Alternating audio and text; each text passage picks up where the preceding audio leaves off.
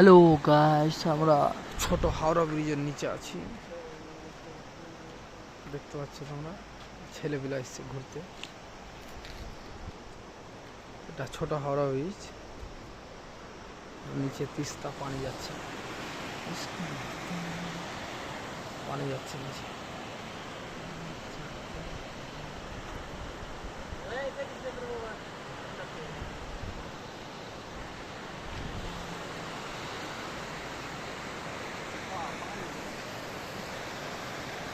নিচে পানি যাচ্ছে,